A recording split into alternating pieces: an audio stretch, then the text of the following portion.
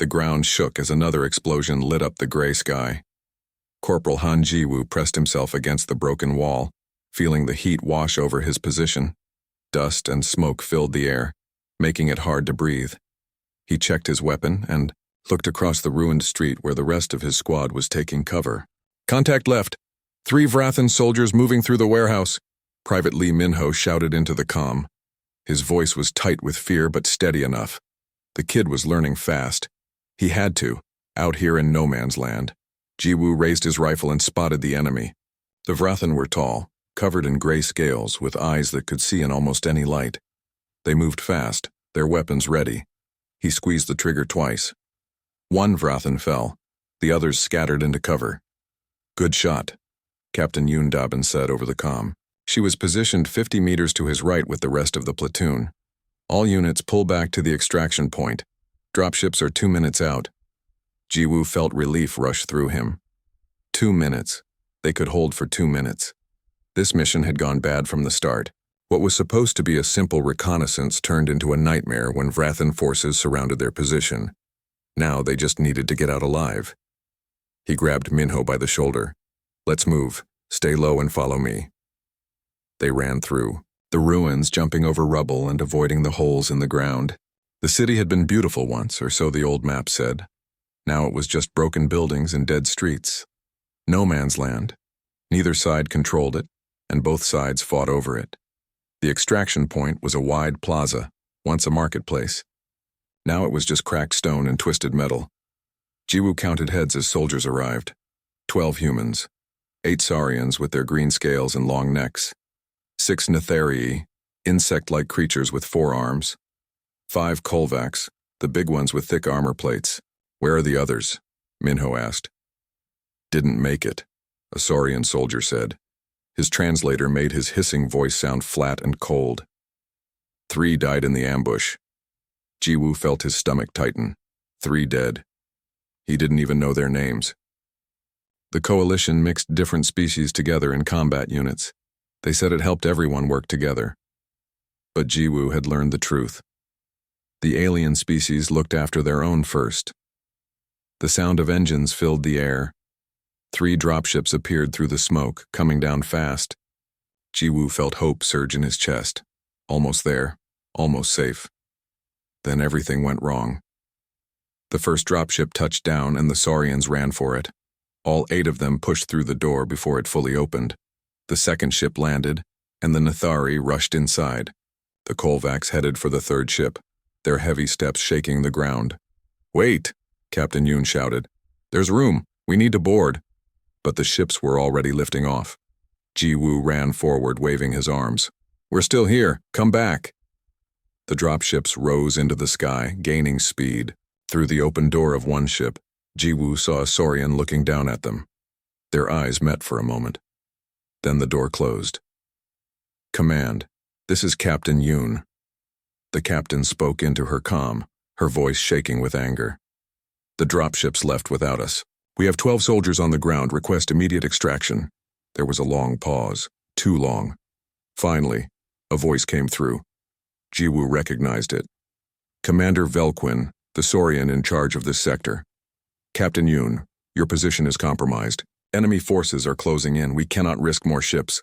"You left us here," Yoon shouted. "Send the ships back." "Hold your position," Velquin said. His voice was calm, like he was discussing the weather. "Reinforcements will arrive in 6 hours. Your sacrifice will be remembered." The comm went silent. Jiwoo looked around at the other human faces. They all knew the truth. 6 hours was a lie. The Vrathan would overrun their position in less than 1 hour. They had been abandoned. "Those bastards," Minho whispered. His face was pale. "They just left us."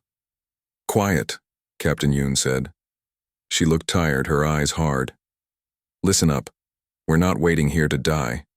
We split into pairs and scatter. Use the ruins for cover. Head east toward coalition lines.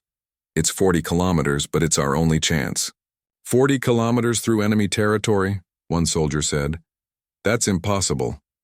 "Staying here is certain death," Yoon replied. "Moving gives us a chance. Small groups, stick to cover, Avoid contact. Some of us might make it. Jiwoo knew she was trying to sound hopeful, but her eyes told a different story. She didn't think anyone would make it, but she was giving them hope anyway. That's what good officers did. Pair up, Yoon ordered. Jiwoo, take Minho. You're an engineer. Use that brain of yours to find a way through. The rest of you, pick a partner. Move out in 5 minutes, different directions, then turn east once you're clear. May luck go with you all. Jiwoo checked his gear. 1 rifle, 4 magazines, 2 grenades, a combat knife, his engineering kit with basic tools and some explosives. Not much to survive on. Minho had even less. The kid was a rifleman, good at shooting, but young, only 20 years old. We'll make it, Jiwoo told him, trying to sound confident. Just stick with me and stay quiet. Minho nodded, but his hands were shaking. The soldiers spread out, moving into the ruins in different directions. Jiwoo watched Captain Yoon disappear into a collapsed building with another soldier. He wondered if he would ever see her again. Let's go, he told Minho. They moved quickly through the broken streets, keeping to the shadows. Behind them, Jiwoo heard weapons fire. The Vrathan had reached the plaza. Someone was fighting. Someone was dying. He pushed Minho forward. Don't look back. Keep moving. They ran through an alley, climbed over a fallen wall, and dropped into what used to be a basement. Water dripped from broken pipes. The air smelled like rust and decay. How far have we gone? Minho asked. Maybe half a kilometer, Jiwoo said. We need to put more distance between us and them. They moved through the basement, found stairs that led to a tunnel. The tunnel was dark and narrow, but it headed east. Jiwoo switched on his helmet light and led the way. Behind them, more weapons fire echoed through the ruins. It sounded closer now. The Vrathan were hunting them. Hunting all of them. Jiwoo thought about the dropships leaving, about the alien soldiers who didn't look back. He thought about Commander Velquin's cold voice. Your sacrifice will be remembered. They think we're expendable, he said quietly. What? Minho asked. Nothing. Keep moving. But the thought stayed with him as they pushed deeper into the tunnel, deeper into no man's land. The aliens saw humans as tools, useful when needed, easy to throw away when not. That's why the ships left them behind. That's why no one was coming back. Jiwoo felt anger burning in his chest, hot and bright. If he survived this, if he made it back, things would change. He would make them change. But first he had to survive. 40 kilometers through hell, with Vrathan hunters behind them and an impossible distance ahead. The tunnel stretched into darkness. Jiwoo adjusted his pack and kept walking. Beside him, Minho followed, his breathing quick and scared. Above them, the war continued. Below them, in the dark, 2 human soldiers began their journey home. 3 days had passed since the dropships left them behind. 3 days of running, hiding, and barely surviving. Jiwoo sat in the dark corner of a collapsed bunker, watching the entrance. His body ached everywhere. His uniform was torn and covered in mud. He couldn't remember the last time he ate a full meal. Beside him, Minho slept fitfully, jerking and mumbling. The kid was exhausted. They both were. Outside, rain poured down, turning the ruins into a maze of puddles and streams. Jiwoo was grateful for the rain. It hid their tracks and made it harder for the Vrathan to use their thermal scanners. But it also made everything cold and miserable. He checked his rifle again. Down to 2 magazines. They had run into a Vrathan patrol yesterday and barely escaped.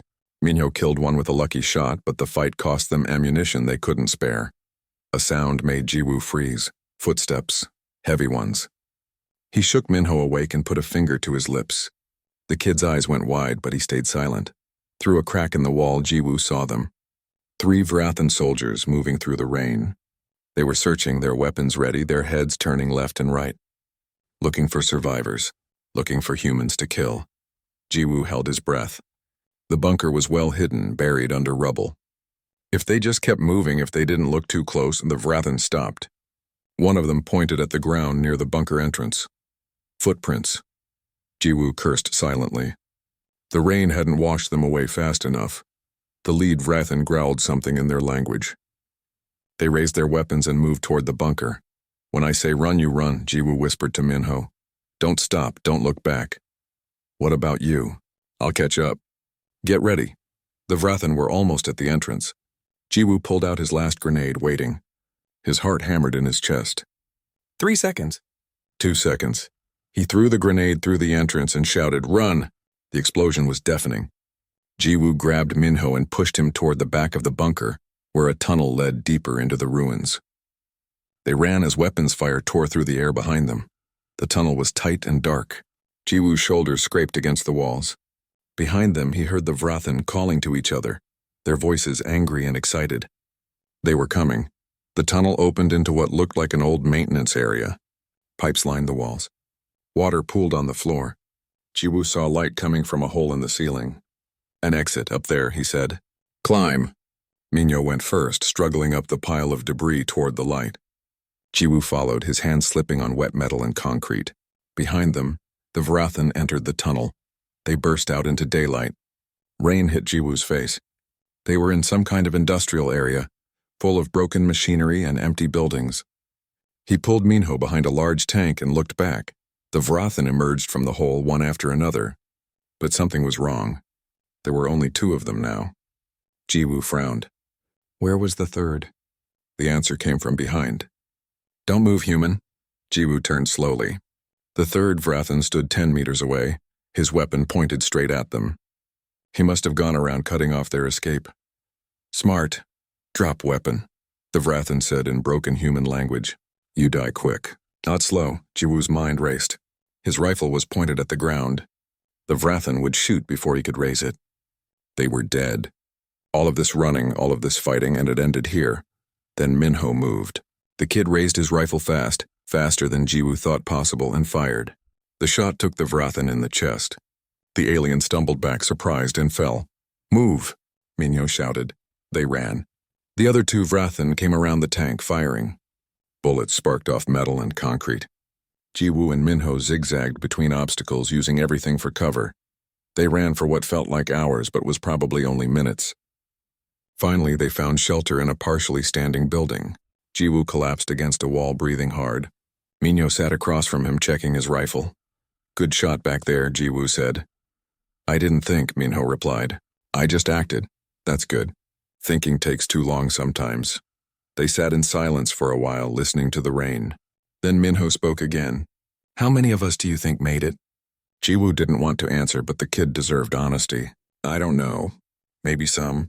Maybe none. Captain Yoon. Maybe she's tough. Minho looked down at his hands. They were shaking. I keep thinking about the dropships.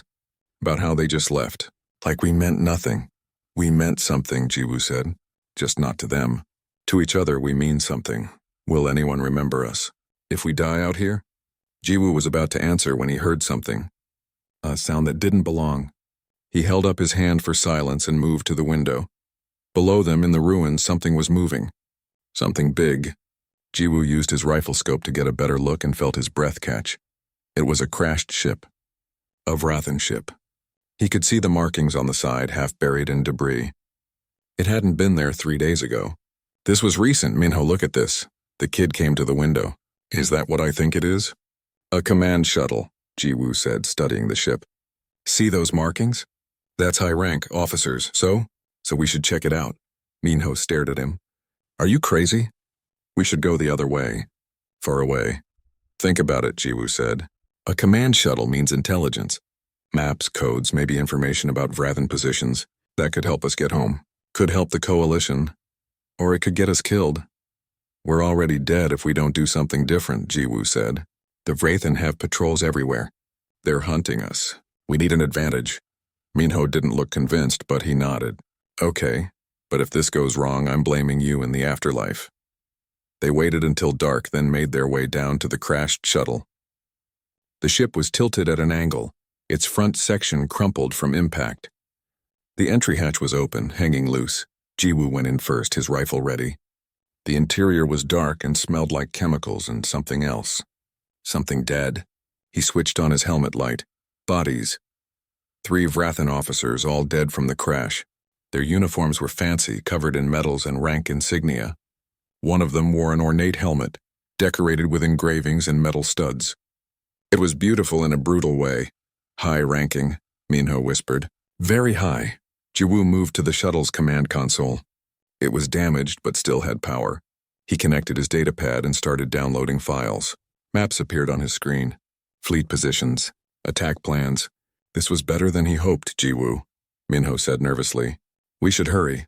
Almost done. Just need a few more minutes. That's when they heard the engines. Aircraft. Coming closer. Vrathan recovery team, Minho said, looking out the hatch. They're landing nearby. We have to go now. Jiwoo grabbed his datapad, the download only half complete. He looked at the dead officer with the fancy helmet. Something made him reach down and take it. Maybe it was anger. Maybe it was the need to take something from the enemy who took everything from him. Let's go. They climbed out of the shuttle and ran into the ruins just as Vrathan soldiers arrived. Weapons fire chased them through the darkness. Jiwoo heard the Vrathan shouting, their voices full of rage. They ran hard, putting distance between themselves and the shuttle. Finally, they found cover in an old parking structure. They climbed to the third floor and hid behind concrete pillars. They're really angry, Minho said, breathing hard. More than usual. Jiwoo looked at the helmet in his hands. In the dim light, he could see the details. The engravings told stories. The studs marked kills and victories. This wasn't just any helmet. This was important. I think I took something valuable, he said. More valuable than intelligence data? Maybe. To them, anyway. Below, they could hear Vrathan forces spreading through the ruins, searching. There were a lot of them. More than before. Minho leaned against the pillar, exhausted.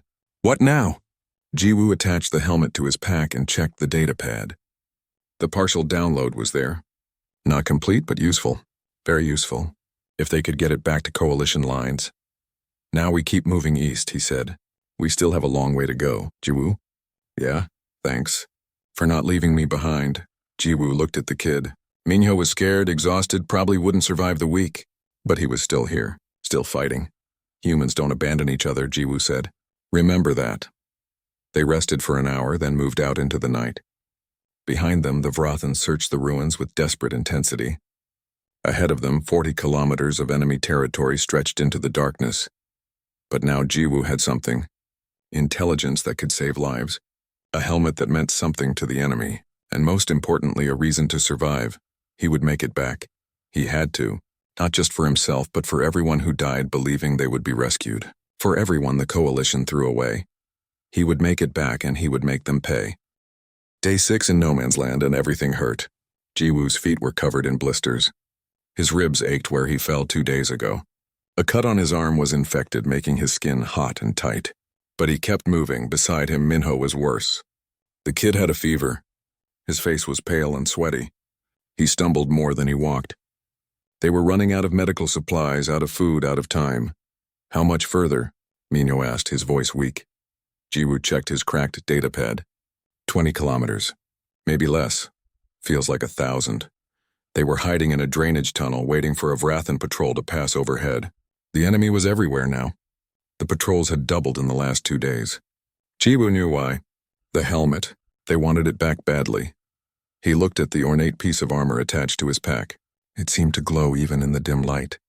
Whatever it represented, it was important enough to make the Vrathan hunt them with obsessive fury. Why do they care so much about that thing? Minho asked, following his gaze. Honor, maybe, Jiwoo said. Or tradition. Some things matter more than logic. The sound of engines faded. The patrol was moving on. Jiwoo helped Minho to his feet and they climbed out of the tunnel. The landscape was different here. Less ruins, more open ground. That meant less cover, but faster travel.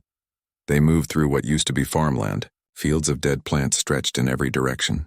In the distance, Jiwoo could see smoke rising from burning buildings. The war never stopped, even out here where no one lived anymore. They had walked for maybe an hour when Jiwoo heard it. A whistle. Low and sharp. A human signal. He dropped flat, pulling Minho down with him. His rifle came up, scanning the area. Was it a trap? The Vrathan were smart enough to use human signals. The whistle came again. 3 short bursts. That was the coalition pattern for friendlies. Stay here, Jiwoo whispered to Minho. Cover me. He moved forward slowly, using the dead plants for concealment. His eyes searched every shadow, every piece of cover. Then he saw her. A woman crouched behind a low wall, her rifle pointed at him. She wore human combat gear, torn and dirty. Her face was thin, her eyes hard. When she saw him, she lowered her weapon slightly. "Human?" she called out softly. "Human," Jiwoo replied. "You alone?" "Yeah, you?" "Got one with me. He's hurt." She gestured for him to come closer. Jiwoo signaled Minho to join them. The kid stumbled over, barely staying upright. The woman studied them both. "I'm Park Sujin, sniper, 2nd platoon. Jiwoo, engineer, this is Minho, rifleman. We were in 4th platoon." "Were," Sujin repeated. "Yeah, I know that feeling." She looked at Minho. "Your friend needs medicine." "I have some. Not much, but some." She pulled out a small medical kit and gave Minho antibiotics and fever medication. The kid swallowed the pills gratefully. "How many from your unit made it?" Jiwoo asked. 5 of us got out at first, Sujin said. Her voice was flat, emotionless. "Then 4. Then 3. Now just me." "You?" "Just us. We saw Captain Yoon escape, but that was 6 days ago." Sujin nodded. "The others from your unit?" "Dead, all dead." They sat in silence for a moment. 3 survivors out of 12. Maybe there were others scattered across no man's land. Probably not. Probably just them. "You're heading for coalition lines?" Sujin asked. "Yeah, you?" "Was. But I've been tracking a Vrathan unit for 2 days now. There's something different about them." "Different how?" Sujin's eyes grew cold. "They're led by an officer. Wears fancy armor. Moves like he's hunting something personal. His troops are angry. Not just doing their job. Actually angry." Jiwoo felt his stomach drop. He pulled out the helmet and showed it to her. "Does it look like this?" Sujin's eyes widened. "Where did you get that?" "Crashed command shuttle. 3 days ago. Do you know what you've done?" She reached out and touched the helmet, running her fingers over the engravings. "These markings. These are Vrathan honor marks. This helmet belonged to someone very important. I figured that out when they sent half their army after us." "This isn't just about recovering equipment," Sujin said. "In Vrathan culture, a warrior's helmet holds their legacy. Losing it is the worst disgrace possible. Taking it from a dead officer is like taking their soul." Minho groaned. "Great, so we didn't just steal a helmet. We stole someone's honor." "Yes," Sujin said. "And that officer leading the hunt? I bet he wants it back. Badly enough to chase you all the way to coalition lines." Jiwoo thought about that. An enemy who wouldn't give up. Who took this personally. That was dangerous. But maybe he could use it. "You said you've been tracking them," he said to Sujin. "Can you still find them?" "Probably. Why?" "Because they're between us and home. If we know where they are, we can avoid them. Or," he paused, an idea forming, "we can lead them somewhere." Sujin understood immediately. "A trap. If we work together," Jiwoo said. "Your rifle skills, my engineering tricks. We could hurt them. Make them scared. Or they could kill us," Minho said weakly. "They're already trying to kill us," Sujin replied. "Might as well make it hurt before we go down." "I'm not planning on going down," Jiwoo said. "I'm planning on getting home. But if we can bloody their nose along the way, send a message that humans aren't easy prey, that's worth doing." Sujin studied him for a long moment. Then she smiled. "It wasn't a nice smile.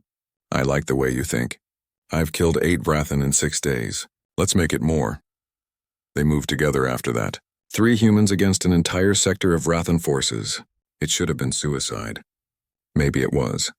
But they were already dead anyway, so they might as well make it count. Sujin led them to high ground where she had set up an observation post.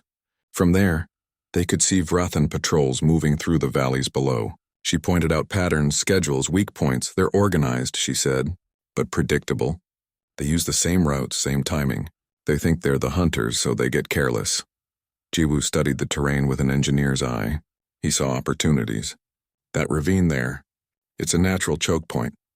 If we could get them to follow us through it, I could set up on that ridge," Sujin said. "Take out their officers first. Cause confusion. And I could rig explosives along the ravine walls," Jiwoo added. "Create a rock slide. Trap them." "That might work," Sujin said. "But we need bait. Something to make them chase us into the trap." Jiwoo pulled out the helmet. "I think we have bait." They spent the rest of the day preparing. Jiwoo used his remaining explosives. Some scavenged Vrathan munitions and pieces of old machinery to create shaped charges along the ravine walls. It wasn't pretty, but it would work. Sujin found the perfect sniper position, a rocky outcrop that gave her clear sight lines but good cover. Minho, still weak from fever, would stay with her and spot targets. When everything was ready, Jiwoo walked out into the open valley.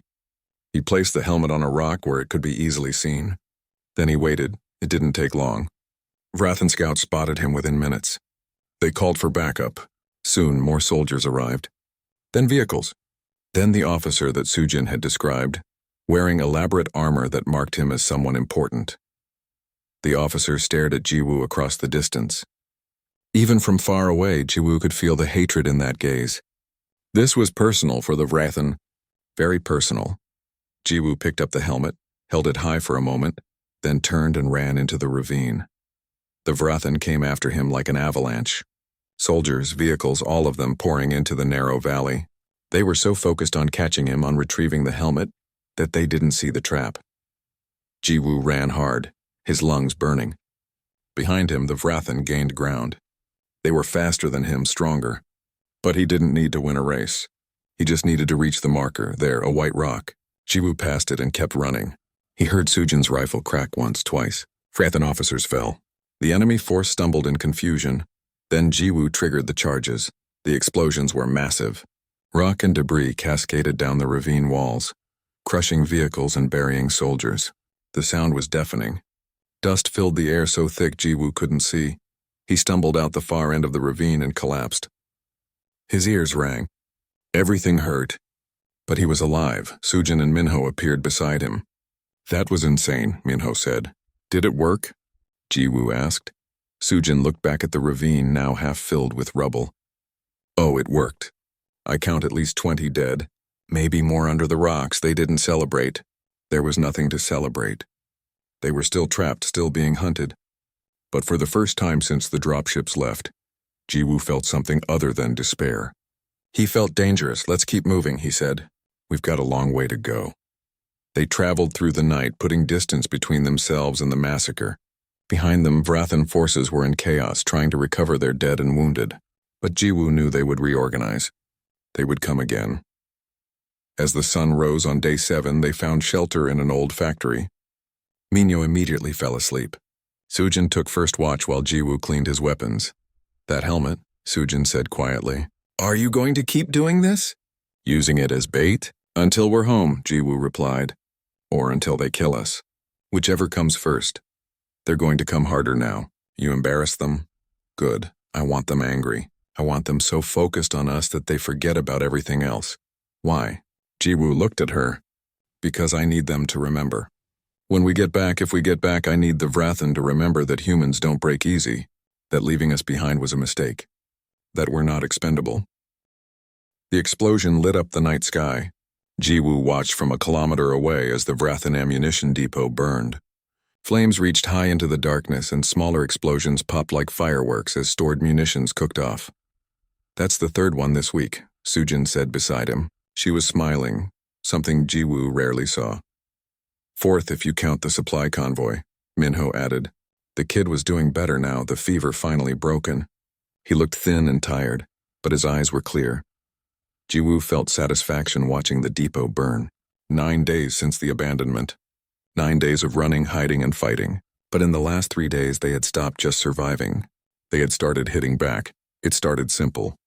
A few mines placed on patrol routes. A booby trap in a supply cache. Small things that slowed the Vrathan down and made them nervous. But Jiwoo's engineer brain saw bigger opportunities. He had the helmet they wanted. He had their attention. Why not use it? So he did. Every time they set a trap or sabotaged a target, he left the helmet where Vrathan scouts would find it. Just long enough for them to see it, to report it. Then he would take it back and move to the next location. The Vrathan went crazy. They sent more troops to hunt him. They pulled forces from other sectors, all to catch one human with a stolen helmet. And every time they got close, Jiwoo would slip away and hit them somewhere else. You've made them obsessed, Sujin said as they watched the depot burn. Look at how many resources they're wasting on us. That's the point, Jiwoo replied. Every soldier hunting us is a soldier not fighting our lines. Every vehicle wasted is one less for their offensive. We're 3 people, but we're disrupting their entire sector. Until they catch us, Minho said. Then we make sure they don't. They moved away from the burning depot, heading east, always east toward coalition lines. The distance had shrunk from 40 kilometers to 15, then to 10. Now they were less than 8 kilometers away. So close Jiwoo could almost taste safety. But the last stretch would be the hardest. The Vrathan had reinforced everything between them and the coalition border. They knew Jiwoo was trying to get home, and they were determined to stop him. As they walked through the ruins, Sujin suddenly held up her hand. Everyone froze. She pointed to the left. Through the darkness, Jiwoo could see movement. A lot of movement, patrol, she whispered. Big one. At least 20 soldiers. They ducked into cover, pressing themselves against a collapsed wall. The Vrathan patrol moved past slowly, their weapons ready, their heads turning constantly. They were searching, hunting. After they passed, Jiwoo checked his map. We need to go around. There's an old highway to the south. Less patrols. Or more patrols, Sujin said. They might be expecting that. Either way, we can't stay here. Let's move. They traveled for 2 hours, keeping to shadows and cover. The ruins gradually gave way to more open territory. That was good and bad. Open ground meant they could see enemies coming. It also meant enemies could see them. As dawn approached, they found shelter in what used to be a warehouse. The roof was mostly gone, but the walls provided some cover. They needed rest. None of them had slept properly in days. I'll take first watch, Jiwoo said. Wake me in 2 hours, Sujin replied, already finding a corner to sleep in. Minho sat down next to Jiwoo. Do you think we'll make it? Yes. You don't sound sure. Jiwoo looked at the kid. I'm sure we'll try. That's all we can do. Try and keep trying until we either make it or we don't. What happens when we get back? Minho asked. Will anyone care what happened to us? They'll care about the intelligence we're carrying, Jiwoo said, patting his datapad. That's worth something. But will they care about us? About how they left us to die? Jiwoo didn't answer immediately. That was the question that kept him awake at night. Would the coalition acknowledge what they did? Would there be consequences for abandoning human soldiers? Or would it be buried, forgotten, just another casualty of war? I'll make them care, he finally said, one way or another. They rested for a few hours, then moved out again. The terrain was changing, becoming more industrial. Jiwoo recognized this area from maps. They were getting very close to the forward zone where active fighting happened. That meant more danger, but also more ways to slip through. Around noon, they reached an old factory complex. It was huge, full of buildings and machinery. Perfect for hiding, but also perfect for ambushes. They moved carefully, checking every corner, every shadow. That's when they heard it. Engines. A lot of engines. Jiwoo climbed to a high point and looked out. His heart sank. What is it? Sujin called up. We've got a problem. The Vrathan had set up a checkpoint, right in their path. Dozens of soldiers, vehicles, heavy weapons. There was no way around it. The checkpoint covered the only route east for kilometers in either direction. Sujin climbed up to see for herself. That's not a normal checkpoint. That's a forward operating base. They're expecting us. How did they know? Minho asked. They're smart, Jiwoo said. They know where we're going. They know we have to come through here. So they set up a wall and waited. So what do we do? Minho asked. Go around? That'll take days. Days we don't have. Jiwoo studied the checkpoint.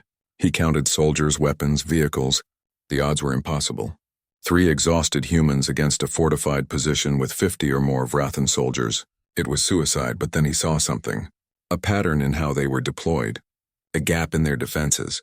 Not much of a gap, but maybe enough. We go through, he said. Through?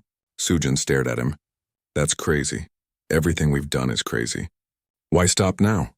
He explained his plan. It was simple and terrible and probably wouldn't work.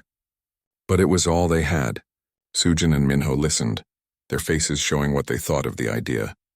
But neither of them had a better one. We'll need everything we have left, Jiwoo said. All our explosives, all our ammunition, this is it. Either we make it through or we don't make it at all. Some plan, Minho muttered. You got a better one?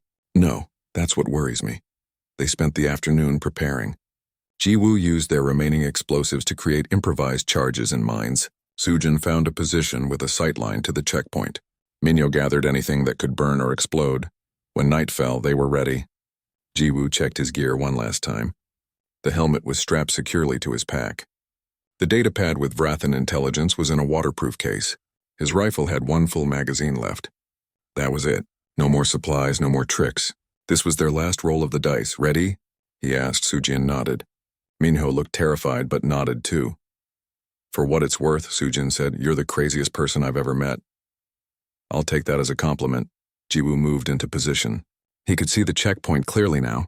Lights, soldiers, vehicles, all waiting. He pulled out the helmet and placed it on a rock in clear view. Then he set up his explosives around it. He waited until a patrol spotted the helmet. They immediately called it in. Within minutes, soldiers were moving toward the position. Perfect, Jiwoo let them get close. Let them see the helmet clearly. Let them think they finally had him. Then he triggered the charges. The explosion was massive. It wasn't meant to kill everyone, just cause chaos. And it worked. Soldiers scattered. Alarms went off. Vehicles started moving in every direction. That's when Sujin opened fire from her position. She picked off officers, creating more confusion. The Vrathan returned fire, but they were shooting at shadows. Jiwoo grabbed the helmet and ran, not away from the checkpoint, but toward it, running straight at the gap he had spotted earlier. It was insane. It should have gotten him killed immediately, but the chaos saved him. The Vrathan were so disorganized, so focused on the explosions and sniper fire, that they didn't see one human running through their lines. By the time they realized what was happening, Jiwoo was through and running east. Minho came next, using the cover of smoke and confusion. He made it through, though barely. Bullets chased him every step. Sujin came last. She fired her last few shots, then abandoned her rifle and ran. Jiwoo watched from cover, willing her to make it. She was fast, zigzagging between obstacles. Almost there. Almost safe. The bullet hit her in the leg. She went down hard. No! Minho shouted. Jiwoo was already moving. He ran back toward the checkpoint, toward Sujin. It was stupid and suicidal, and he did it anyway. He reached her, grabbed her arm, and pulled her up. Leave me, she gasped. Get out of here. Shut up and run. With Jiwoo half carrying her, they stumbled toward safety.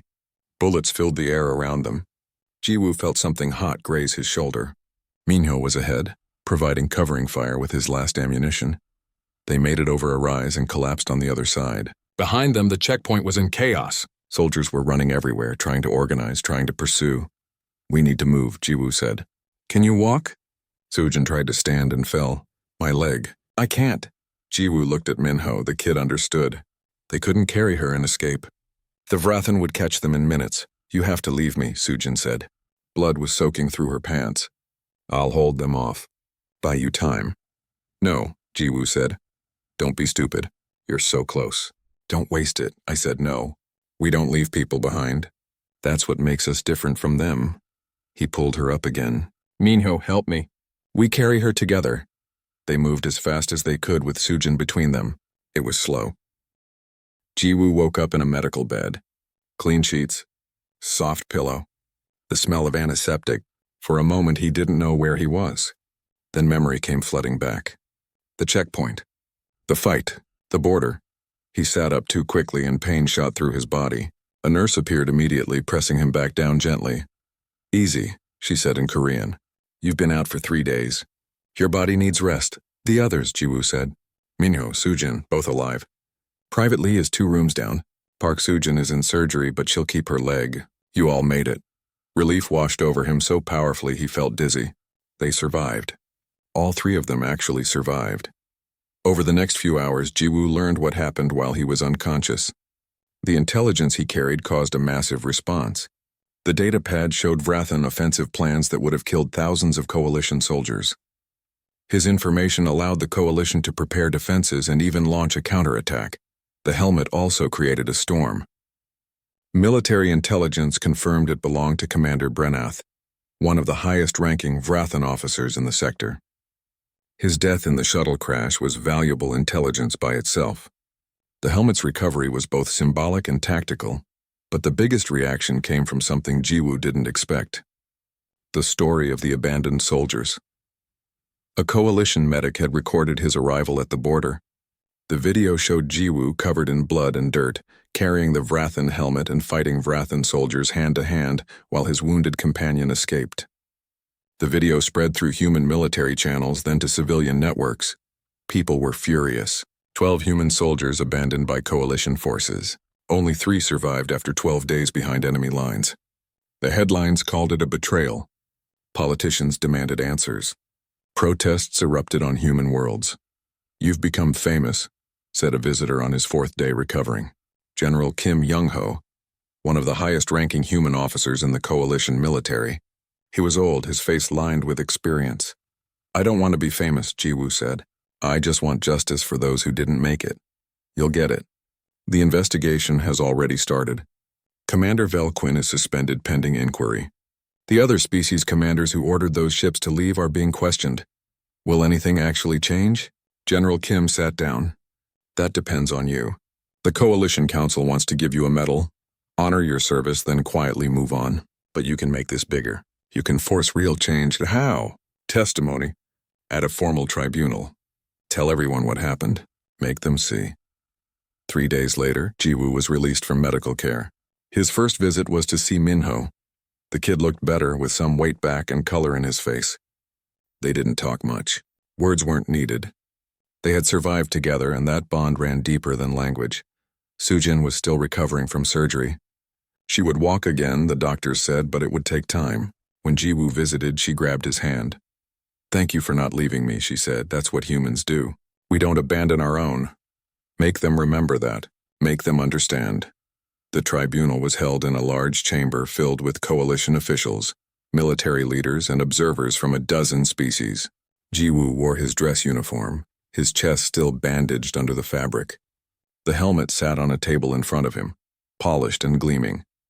Ambassador Cho Yoonji, the human diplomatic representative, presented the case. She laid out the facts coldly and clearly. 12 human soldiers abandoned. Commander Velquin's order. The refusal to send ships back. Only 3 survivors out of 12. Then it was Jiwoo's turn to speak. He stood before the council, looking at the faces of various species. Some looked sympathetic. Others looked annoyed, like this was wasting their time. He didn't read from a prepared statement. He just spoke. My name is Corporal Han Jiwoo. 12 days ago, I was part of a coalition operation that went bad. When extraction was ordered, the dropships came. But they didn't take all of us. The alien species in our unit evacuated first. All of them. The ships left with empty seats while human soldiers stood on the ground waiting.